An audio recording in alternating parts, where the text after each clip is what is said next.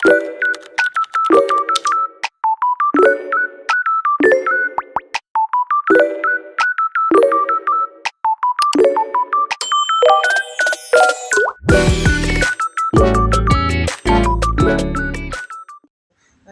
back to Shamara TV at kung panibago lang kayo sa YouTube channel ko, don't forget to subscribe at kung hindi mo pa alam ay subscribe button, ilalagay ko na lang siya dyan. I-click mo lang yan at don't forget to click the notification bell para updated kayo sa Shamara Happy Meals.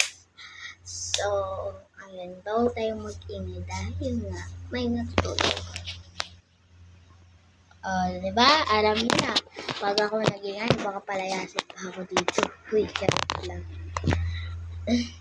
So guys, marami na kasing nagre-request sa content na to kasi ayoko talagang gawin kasi nahihiya talaga ako. Ayoko talaga gawin kasi super nahihiya ako, nagko-comment sila sa TikTok, sa YouTube, minsan sa Facebook, minsan nag-chat sila sa akin sa Instagram na gawin ko daw yung content na to. And para sa mga nagsasabi sa akin na gawin ko tong content na to, ginawa ko na dahil wala talaga akong ma-upload. And kailangan talaga is may ma-upload ako. Buti na alala ko guys na meron pala sila pinapagawa sa akin na content. Dahil wala naman ako maisip na content, yun na lang gawin kong content. Ang content natin for today is sabihin ko. Answer the question. Ayan, sasagutin ko yung mga tanong na meron kasing nag-prepare dito na 20 question.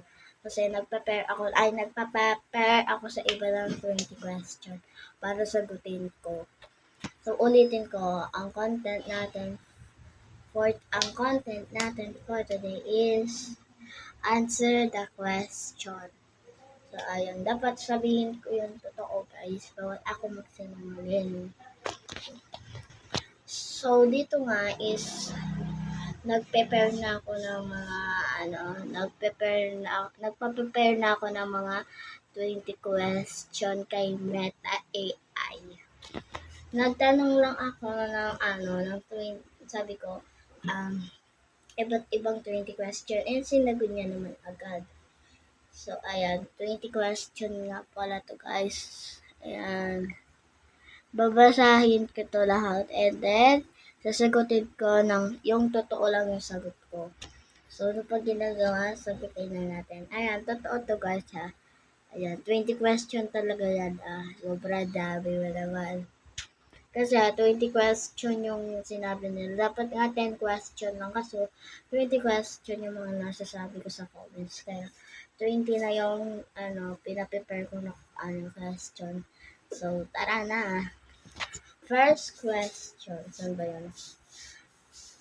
Ano maliit na bagay ang nagpapasaya sa'yo na hindi alam ng iba? Para sa akin, syempre, pag sa mga nails, sa mga hindi yung first of all talaga is yung mga pagkain, syempre dahil patay-gutom ako, pagkain yung first and then fake meals and mga damit and pag nag-order ako sa Shein, yun lang. Second question, kung mawawala lahat ng social media, bukas anong gagawin mo sa oras mo? Para sa akin, ang gagawin ko, mag-a-upload ako ng 50 videos ngayon, Mag-a-upload ako ng 50 videos ngayon sa YouTube, kahit napagod man ako, sa Facebook, sa TikTok, at kahit saan pa. Third question. Anong ugali mo na akala ng iba weakness pero streak mo pala? Yung nasasabi ko sa iba na mabait daw ako. Pero yung totoo, may pagka-demonyo po ako pag demonyo yung kausap ko. So, ayan, nasagot ko na siya. And pang-apat na tanong, kung pwede kang matutong isang skill overnight, ano yun? Parang sa akin, skill.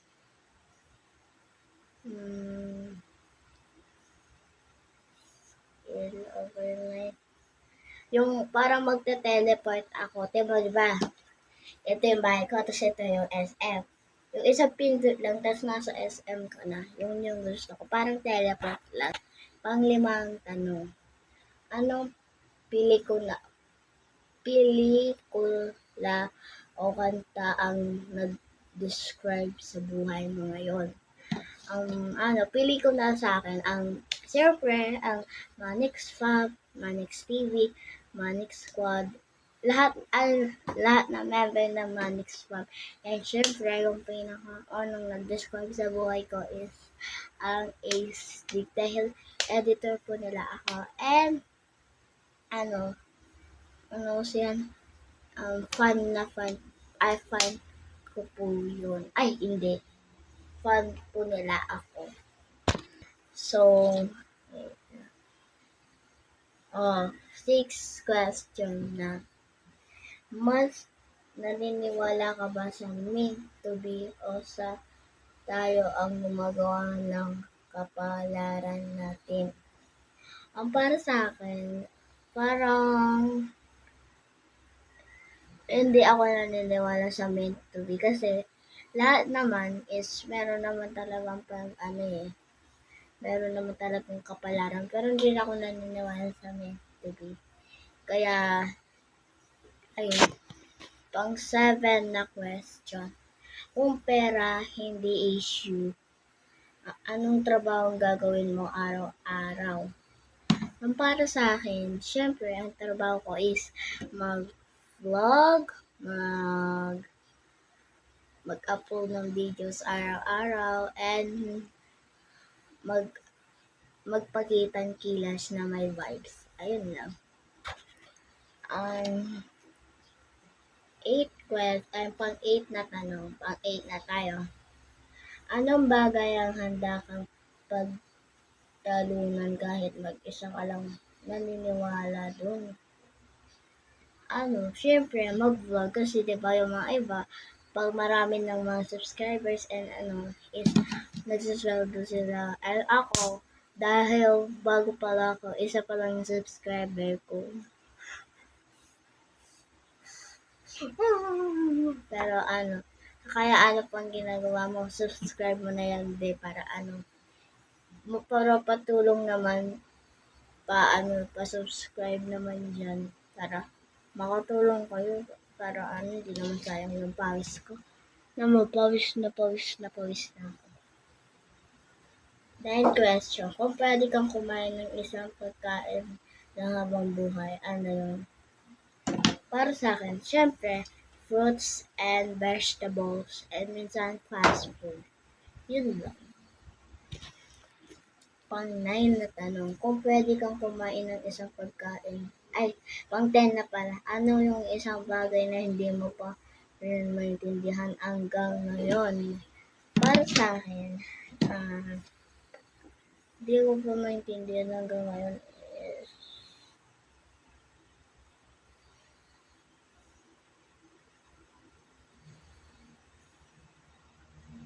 yung mga toys kasi hindi ko alam kung paano i-build. Minsan, yung mga Legos, hindi mabibuild agad, and yung mga puzzle, sobrang hirap. Tsaka yung diamond painting, sobrang hirap.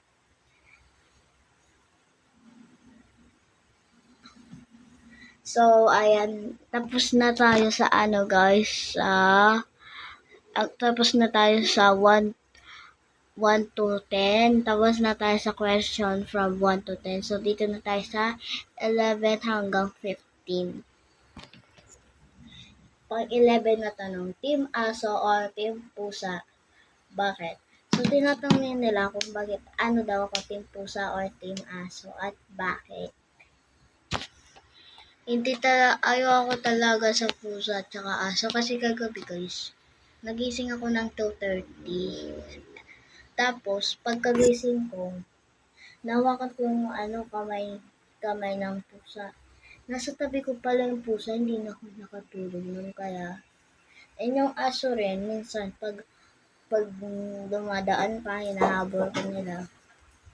Kaya ayaw ko rin sa pusa at aso. Kaya, ang sagot ko sa 11 kung team aso or team pusa ba ako at bakit?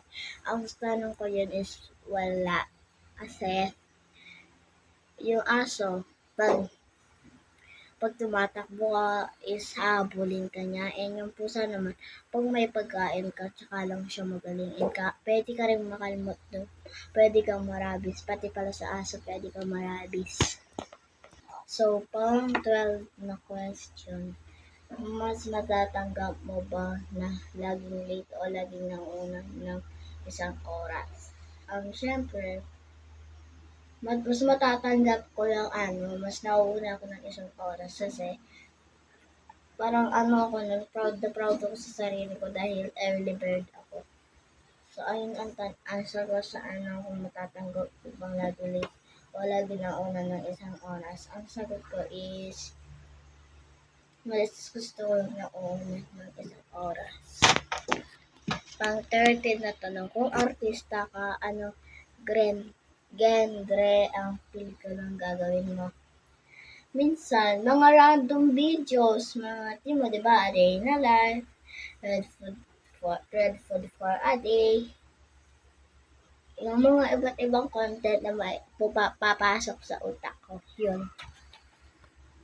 So, 14. Anong superpower ang pinaka-useless pero gusto mo pa rin? Useless? Parang yung parang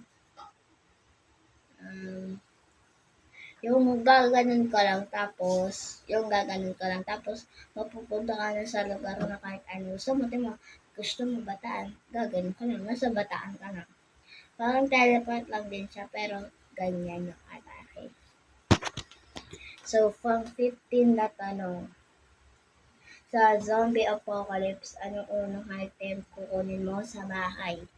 Pinakamagandang question yan. Para sa akin, ang una kong kukunin syempre is pang safety. Kukuha ko ng bawag, kutsilyo, ng barel. Tapos, syempre, para sa safety ko, magsusot ako ng 25 na jacket nun, oo. Para hindi ako kahit sobrang init na, tatanggapin ko yun para lang hindi ako mamatay. Oo, magsusot ako ng 25 jackets and 25 din na pantalon. Bibili ako. Pero hindi naman nagkaka-zombie apocalypse sa Pilipinas. Ewan na lang talaga kung magkaka-zombie. So, dito naman tayo So, tapos na tayo sa 1 hanggang 10 question. So, tapos na tayo sa 1 to 10 question. And tapos na rin tayo sa 11 to 15 question. And dito na tayo sa last na 16 to 20 question. First, for number 16. Anong advice ang binigay sa'yo na hindi mo sinunod pero dapat pala? Ang advice pala is mag-comeback sa kanya, ganun. Pero hindi ko nagawa kasi nalaman ko may GL na siya, kaya hindi ko gusto yun. Hindi ko gusto yun. Kaya nag-move on ako. And today is today. So, kaya ang ko ngayon is study first muna ako. So, for number 17, kailang ka ulit umiyak at bakit? No, yung dahil ng pag-iyak ko nung inaapi nila yung baby ko. Hoy, hindi yung crush, yung mismong baby, yung parang totoong bata. Kasi may pamangkin ako.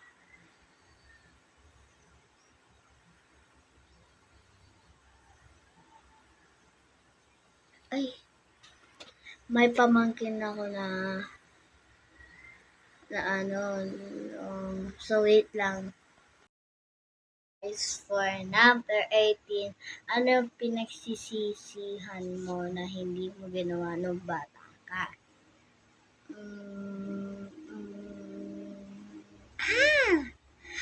Yung pinagsisisihan ko hindi ko ginawa nung bata is kasi wala pa akong utak nung bata. Hindi ko ma-realize. Ba't ganun ko palang nalaman na buhay ako?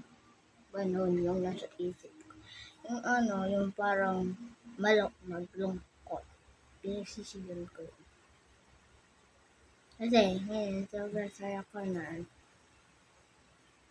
So, kaya, yung sagot ko sa tanong niya kung ano daw yung pinagsisihan mo, ano daw yung pinagsisihan ko ng bata, yung hindi ko ginawa ng bata.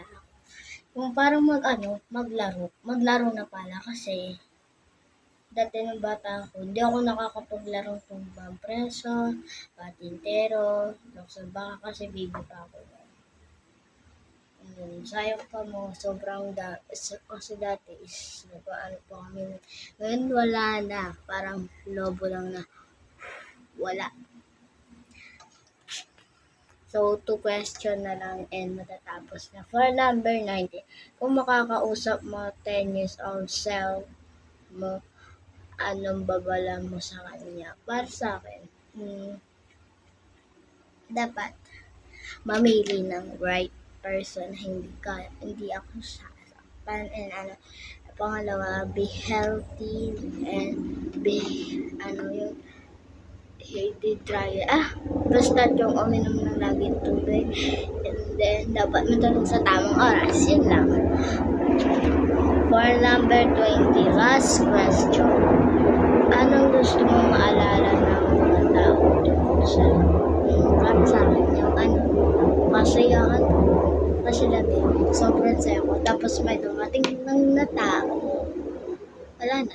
Natakot na ako. So, ayan guys. Dito, sa 1 hanggang 10, 1 hanggang 5 is tapos na. And then, sa 6 hanggang 10, tapos na rin. Sa 11 hanggang 15, tapos na rin. And last but not the least, sa 16 hanggang 20, tapos na rin. So, dito na magtatapos ang ating video. So, sana is dumami na yung mga subscriber natin. And, don't forget to subscribe!